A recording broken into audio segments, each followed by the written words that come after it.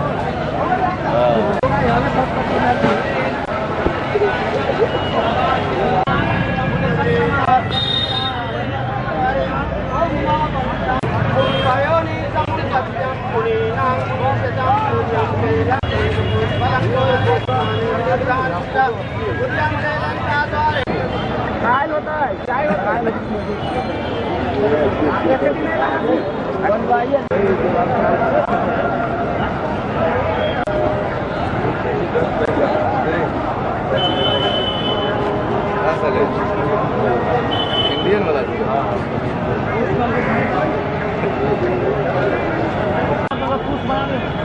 बना के दो निकाल के कल उसका जरूरी है जी। पहले तो सब व्यवस्था का करा दीजिए भाई, बाकी अपन बनल वाला सब जमा कर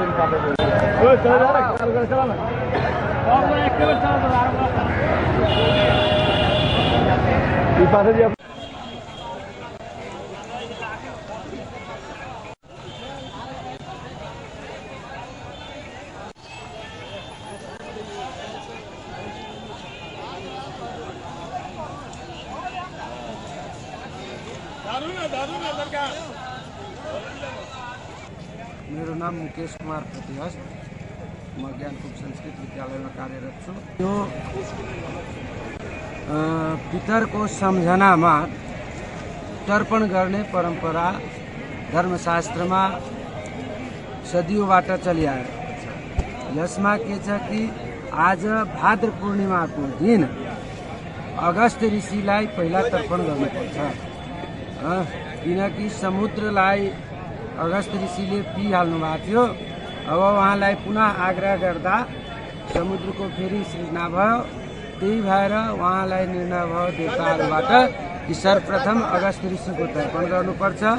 त्यस पछाडि आश्विनको कृष्ण पक्षको प्रतिपदाबाट सुरु गरेर अमावस्यासम्म 15 दिन पुरै पितृपक्षलाई कि यसमा आफ्नो बुवा आमा बितिसकेपछि, खासमा बुवा बितिसकेपछि तर्पणाधिकारी हुन्छन्। पितरको तर्पण 3 पुस्ता बुवा पक्षको, 3 पुस्ता आमा पक्षको र 3 पुस्ता मातामह हजुर बुवा हजुर आमा माइती पक्षको यो पुस्ताहरूलाई तर्पण गर्ने गरिन्छ।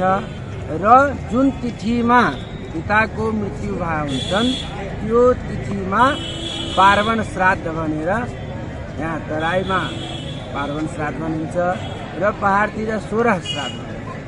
यो पिण्डदान गरेर उहाँको सम्झनामा ब्राह्मण भोजन वगैरह गराएर प्रत्येक मनुष्यले आफ्नो पितरलाई सम्झना गर्ने गरिन्छ। हुन त तर्पण प्रतिदिन गर्ने चिज हो, प्रतिदिन गर्न सकिएन भने कम्तीमा 15 दिन यो असोजको कृष्ण पक्षको 15 दिन अनिवार्य तर्पण जसको बुवा बितिसक्नु भएको छ उहाँहरूले गर्नुपर्ने शास्त्रमा उल्लेख छ।